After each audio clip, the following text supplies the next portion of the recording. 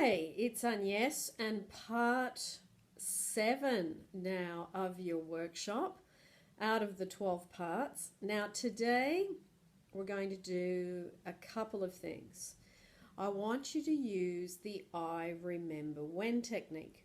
Now, I remember when is used like this. What you do is whatever you're currently living right now that's not to your liking.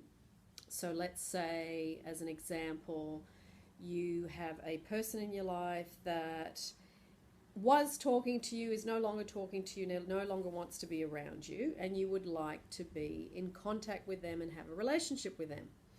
So what you would do is, with a piece of paper, you sit down and you write, I remember when, and let's use the name Chris for example.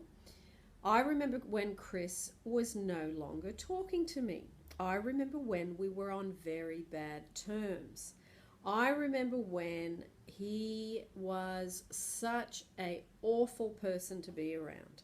So what this technique does is it presupposes that that phase is no longer happening, okay? So you're writing it as if you're in front of this problem and the problem is behind you in the past.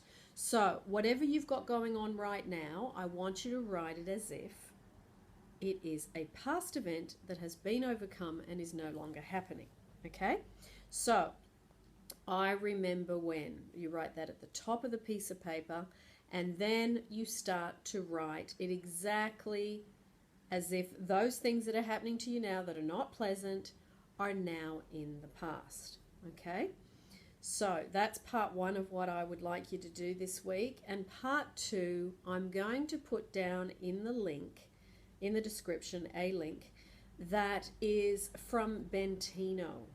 Now Bentino is a master at forgetting how things are, forgetting how things look, and putting over the top of your current situation, your current whatever is going on, how you want it to be, and you totally disregard how it is.